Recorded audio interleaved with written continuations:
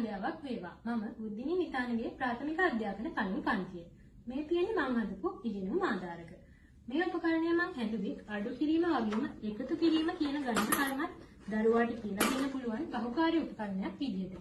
මේ උපකරණය හදන්න මම භාවිතා කළේ ඉවතලන ප්ලාස්ටික් බෝතල්, කෝප්ප ආදී ද්‍රව්‍ය. මේ උපකරණය මම හැදුවේ දෙකෙන් බෙදීම කියන ගණිත කර්මය දරුවන්ට කියලා දෙන්න පුළුවන් විදිහට. මේ උපකරණය හදන්න මම භාවිතා කළේ ඉවතලන යෝගට්, කෝප්ප, හැඳි ආදී ද්‍රව්‍ය. මේ තියෙන ලිපි ගොනුව. මේ ලිපි ගොනුව භාවිතා කරලා අපිට පුළුවන් පැවරුම්පත්, කියවීම් පත්‍රිකා ආදී දේවල් දරුවන්ට ලබා දෙන්න. මේ තියෙන්නේ අච්චුකඩ.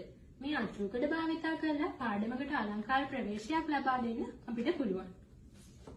මේ තියෙන්නේ ද්‍රව පරිමාව කියවීම සඳහා මම හදපු උපකරණය. මේ උපකරණයෙන් ද්‍රව පරිමාව අපිට අවශ්‍ය විදිහට අඩු වැඩි කරලා නිවැරදිව ද්‍රව පරිමාව කියවන ආකාරය දරුවන්ට අවබෝධ කරන්න අපිට පුළුවන්. මේ තියෙන්නේ වාසනා චක්‍රය.